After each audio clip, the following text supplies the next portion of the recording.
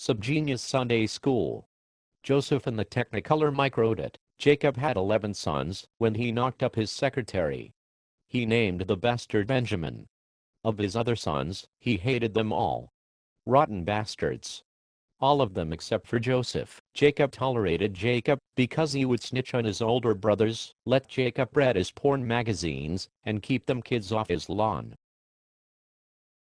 So Jacob gave Joseph a really wild-looking zoot suit.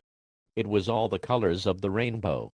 And one day, Jacob sent Joseph out to find his older brothers, who were supposed to be tending the flocks off in Hackensack.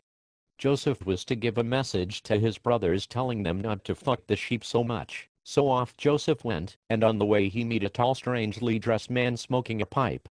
It was J.R. Bob Dobbs. Bob asked Joseph if he wanted some magic beans, but Joseph said no. Then Bob asked Joseph if he wanted to buy a bridge in Brooklyn, or some land in Florida. Again Joseph did not fall for the bait. Finally, Bob offered Joseph a small square of paper, with a small printed drawing of a star on it. "What is that?" asked Joseph. "It's the amazing Technicolor Microdot," replied Bob. "It will get you tripping." "Well, I'm on a long trip, so maybe this Microdot thing will help me get there faster."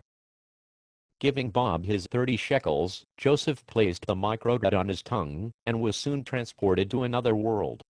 A world of color and sound, a world of lights, giant goats and talking hedgehogs.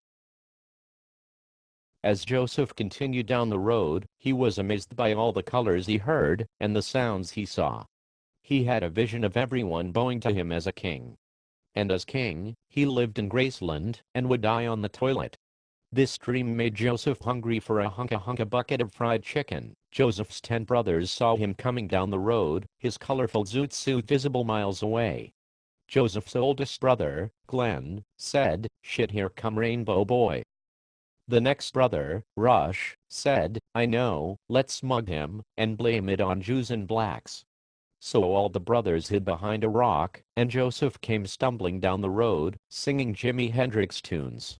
As he passed the rock, the brothers jumped out. Joseph, seeing 10 large fat purple things in Papa John's uniforms, tried to run, but was soon on the ground getting the shit beaten out of him. The brothers took Joseph and sold him to a nearby pig farm. Later that day, they went home and told Jacob how Joseph was mugged and raped over and over by bands of Mexicans for 7 years. Jacob just shrugged and said, "Big deal. I was tired of that little kiss ass anyway. Hey, who wants Scrapple?" I do.